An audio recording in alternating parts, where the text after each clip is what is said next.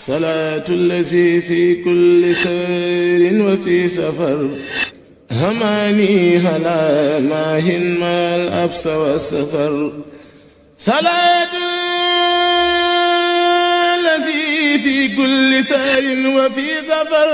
hamaani halaa maahin maal absa wa safar. asalaamaaleykum wa rahmatullah. maa ngi nuyu mbokku Touba mbokku Sam Jaxate ñoo ngi fii tey ci clinique docteur Balla Mboup. maa ngi tudd Abdoulaye Faye nekk technicien supérieur en laboratoire. docteur Balla Mboup ubbi fii benn labo bu bees, donc ñu fas yéene def quelques présentations ci matériel yi, wone quelques exemples ak un peu une petite illustration, mais aussi inviter population bi vers ce lieu muy hôpitaux yu ñu wër yëpp, centre de santé Sam yi, Kër Gol yi yu ñu wër yëpp, woon leen ne fii nii am na benn laboratoire bu bees ba nga xam ne vraiment dina leen mën a jox des résultats fiables en temps et en heure, surtout jël en compte des urgences ainsi de suite. Donc ñoo ngi nuyu ñëpp di sant ñëpp, di nuyu borom dëkk bi Serigne Mountakha Mbacké, ñoo ngi koy nuyu di ko ziar bu baax a baax, di ko ñaanal yàlla bàyyi ko fi ci kanam a kanam, lu mu jublu ci yoon bi yëpp, yoonu murid bi yàlla jàppale ko mu réaliser ses projets. Bien, comme nu ma ko waxee sànq rek, fii moom ab laboratoire bu bees lañ fi indi, mais quand même laboratoire boo xam ne dañ koy équiper avec des matériels yi nga xam ne dina mën a fournir des résultats fiables, ay résultats yi nga xam ne vraiment dina mën a aider nos médecins et nos infirmiers pour ñu mën a def ay diagnostic yu baax, mën a jàppale aussi population bi, parce que quand même laboratoire son rôle maanaam bu amul ci ab service mën naa wax ne day manqué yu bëri ci service bi. Donc nit yi pour ñu mën a orienter wu, pour ñu mën a diagnostiquer, pour ñu mën a wax ne kii lii moo ko jàpp, il faut que loxo laboratoire bi feeñ ci. Dans ce cas, docteur bu ñëwee ba fii nii ubbi fi ab laboratoire, ñu équiper ko def ci lépp pour mun a jàppale population yi, mooy règle numéro 1. Donc dans ce cas, docteur ñu ngi ko ciy gërëm di ko ci sant bu baax a baax, waaw, parce que quand même lii moom day diminuer maanaam accès bi amoon na sax, ndax yeneen laboratoire ñu ngi woon ci kii bi, mais fii dafa xaw a enclavé wu. Donc boo seetlee lu wër Sam Jaxate, Kër Gol, secteurs yi yëpp ab laboratoire dafay manqué. Donc mu nekk initiative bu rafet boo xam ne waa population bi dañ koy rafetlu, te aussi boo seetloo laboratoire yi prix yi ak prix yeneen laboratoire bi c'est la même chose. Par contre aussi on travaille en parfaite collaboration avec yeneen laboratoire yi. waaw, je peux donner le cas de docteur Mbaye, waaw, mu nekk vraiment suñu yaay booy bu baax a baax. suñu amee auparavant par exemple bu ñu amee kii yoo xam ne duñ ko def fii, dañ ko yóbbu ci moom mu defal ñu ko sous-traitance, envoyé ñu des résultats. waaw, mais avec aussi équipement bi, méthode yi ak lépp loo xam ne noonu la war a demee. Donc dañuy def benn kii rek explication, wone quelques péages yi ñu am fii nii ak yu ñu ciy liggéey. Donc fii en général on travaille sur la sérologie, di travaille aussi sur la biochimie, biochimie ak machine am bi aussi. Par la biochimie par exemple,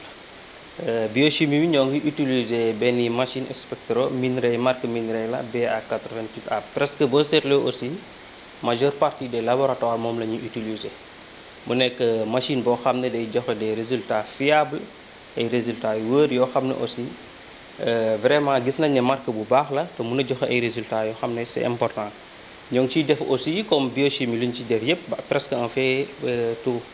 waaw, juste que bon am na certains yu manqué mais bëriwul. Donc la majeure partie des examens qu'on réalise en biochimie tels que les glycémies, les bilans lipidiques, ay cholestérol total, cholestérol HDL, les triglycérides, les LDL, bilan yooyu yëpp dañ koy def à travers cette machine là. En dehors de ça aussi dañ ci def les uréuréa, dañ ci def les transaminase, azate, alate. Donc ñuy woo ñu nga xam ne ñoo ñu wër côté yëpp ku fi def ay bilan yu mel noonu mën nga faire appel à nous. Donc machine biochimie bi bilan yooyu lañ ciy def, les glycémies parfois dañ ko ci taf ni en tête bi avec leur méthode de dosage yëpp. Juste que nag day varier selon le distributeur, parce que ni par exemple Prestige mën na laa distribuer tey, suba Biomètre, yeneen ak yeneen donc mun na varier moo tax lu ñuy bind fii ça peut changer mais ce qui ne change pas c'est maanaam lii c'est une machine boo xam ne biochimie lay def paramètre biochimie yëpp dañ ko ciy defee waaw aussi à des prix yi nga xam ne vraiment moom la marché bi def parce que aussi hôpital nekkul ne da ngay ñëw créer say prix bopp on ne crée pas des prix dañuy respecter les normes respecter aussi critères yi nga xam ne moom la ñuy def pour réaliser ces examens là donc ñoo ngi faire appel à tout le monde ki nga xam ne daal am nga ci bilan yi nga ci war a def mun nga ñëw fii bu ñu weesuwee biochimie bi aussi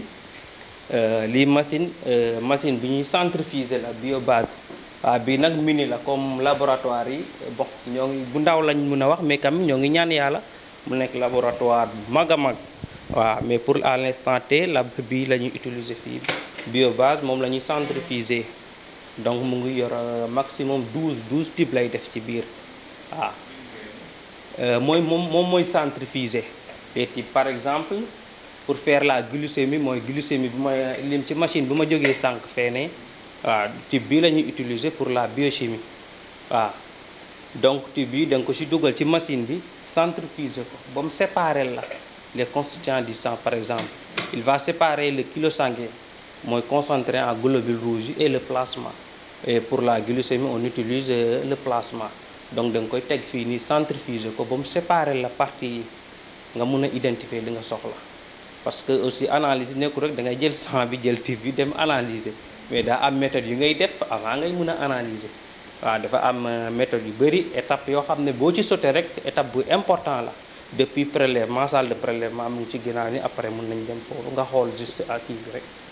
depuis prélèvement ba réception des types bi ba indi ko fii nii identifier leen enregistrer leen aussi ci ab registre bi parce que dafa am registre fii malade bu fi dugg heure bu nga fi dugg lu ñu la defaral yépp mu ngi fi d'ici 10 ans ku fi ñëw aussi da nga ko fiy fekkaat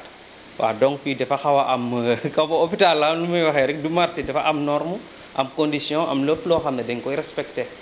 ñu ngi ci sant docteur di ko ci gërëm parce que quand même mu ngi ciy góorgóorlu bu baax a baax ci côté boobu noonu lépp matériel yu ñu soxla yépp mu ngi fi donc machine bi la ñuy centrifuger pour mun a séparer constituants yi par exemple pour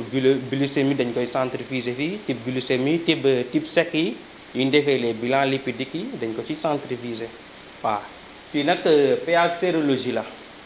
pH sérologie tel que par exemple les VIH sida tel que les maladies l'hépatite B tel que les toxoplasmose rubéole maladies yëpp yi ñuy def ci sérologie pH bi lañ koy defar labo dañ koy organiser tel que lu nekk nag ak côté bu nga ko war a liggéeyee par contre espace mën na am nga jël benn objet ba nga xam ne fee nga waroon nag indi ko fii mais dans les normes dañ koy structurer lu nekk nga def ko ci à sa place donc lépp lu ñuy liggéey luy def ci sérologie fii lañ koy defee lépp lu ñuy liggéey ci biochimie fee lañ koy defee bu nekkee hématologie nag fee lañ koy defee mooy pH su ma defee ne pH de l'hématologie hématologie bi aussi surtout la numération de formule sanguine NFS fii lañ koy defee ñoo ngi koy utiliser avec minerai bu bees bi BC30S mi la ñuy utiliser pour faire la numération moo lay permettre nga xam ne nit ki il est ou elle est nit ki ça dépend du sexe il est par exemple anémie na wala anémiewul à travers par exemple son taux d'hémoglobine moo lay permettre nga xam les constituants du sang xam ne kii lii la am ci ay globules blancs kii lii la am ci bon en termes de science même pas on dit globules blancs mais littéralement on dit globules blancs nous on dit les leucocytes en tant que technicien supérieur de labo on utilise les termes leucocytes les termes hématies mais comme li ñuy def nii ça ne sera pas pour nous mais pour population bi moo tax ñu préféré di wax ay mots nga xam ne ça sera accessible pour tout le monde donc fii machine bi mu lay woon sa globule blanc yi woon la sa globule rouge yi woon la sa plaquette yi woon la est-ce que yow anémie nga wala anémie yoo mooy loolu mooy rôle machine bi numération boo seetloo aussi hôpital yu bëri moom la ñuy utiliser mu nekk marque bu baax marque bu dëgër ba nga xam ne aussi day joxe des résultats yi nga xam ne tellement fiable te coûtam aussi c'est comme les autres hôpitaux la numération par exemple ici on le fait en 5000 francs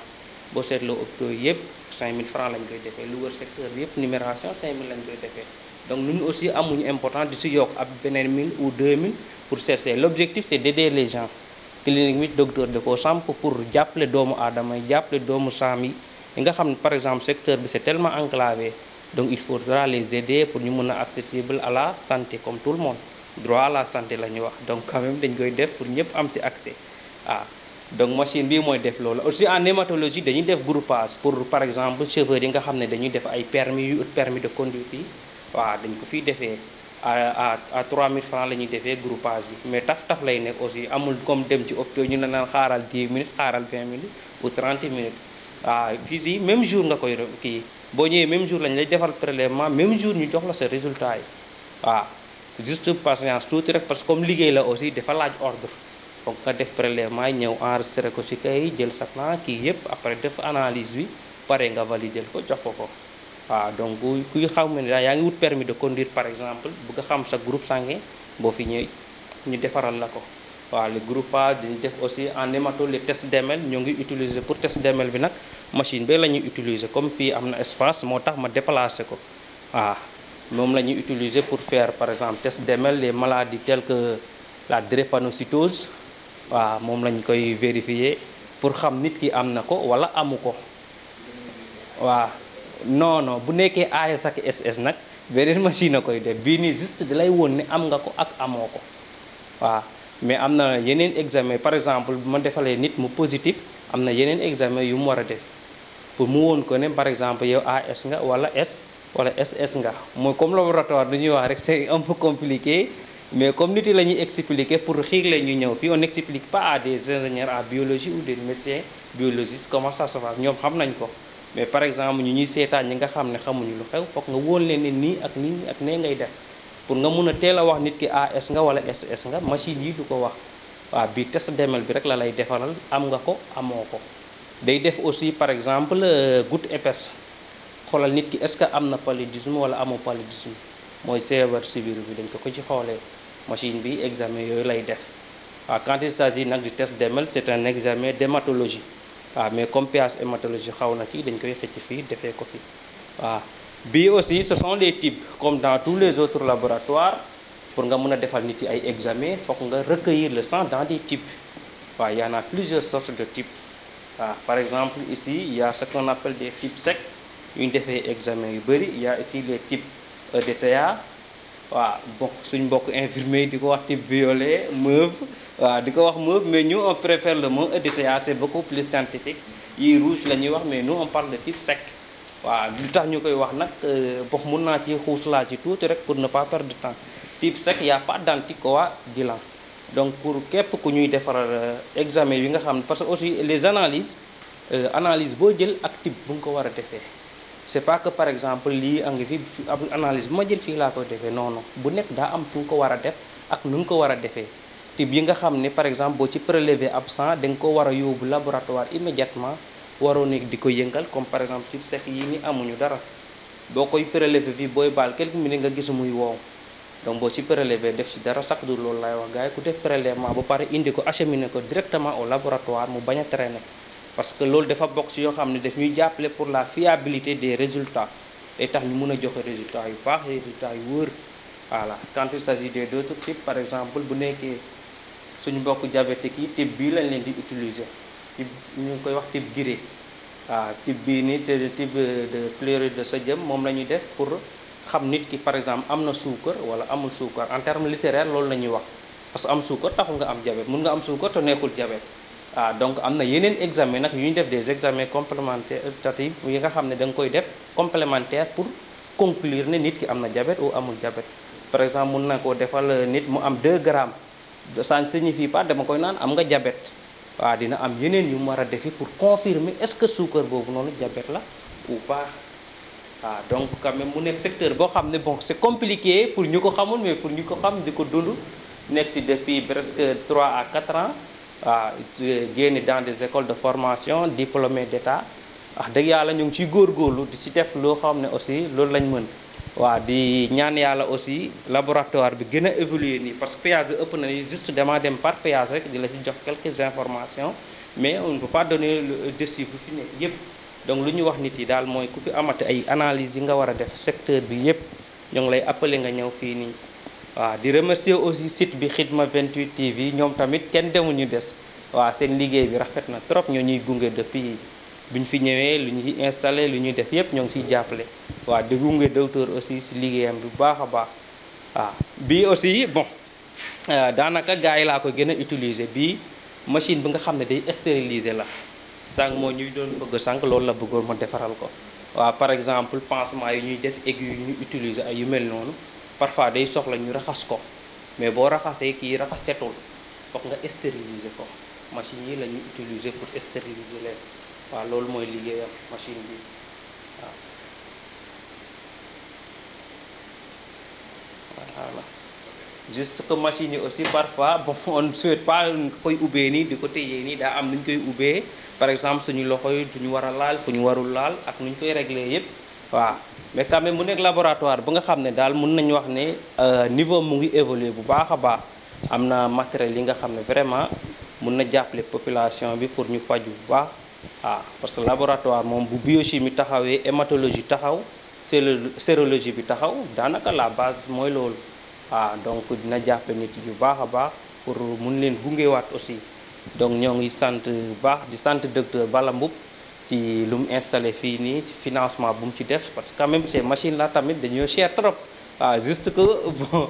dans ce domaine là duma si xaw a dugg mais quand même ñoo ngi koy remercier daal si sacrifice yu mu def pour mun a taxawal lii sacrifice yu mu def pour ñun ñi nga xam ne dëkkuñ fi mu ñëw jëli ñu indi ñu fii nii ñu koy liggéeyal waaw donc ñoo ngi ko ci remercier bu baax a baax di remercier waa Sam Diakhaté waa Khidma 28 TV waa Sam boo ne Sam sax Sam yëpp ngay wax juste lieu bi dafa nekk Sam Diakhaté parce que clinique bi mu ngi Sam Diakhaté waaw donc ñoo ngi remercier yëpp di encourager yëpp di féliciter yëpp merci beaucoup. asalaamaaleykum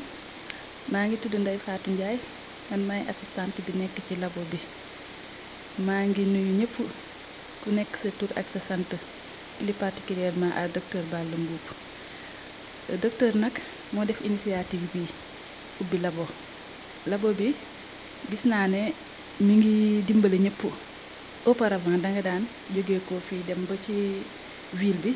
di def ay analyse mais à partir de maintenant bépp analyse bu ñu soxla rek bu ñu ñëwee fii war nañ ko mën a am maa ngi ciy sensibiliser waale quartier bi yëpp bépp analyse daal boo bëgg jaratul def benn déplacement maa ngi remercier tout le monde di ñaanal xalif bi yàlla na fi yàgg te wér yàlla nañ mottali lépp ci barke Seydina Muhammad sallallahu alayhi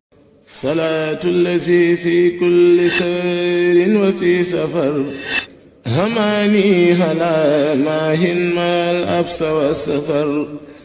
salaatu allazi fi kulli sayrin wa fi safar hamani hala maahin mal absa wa safar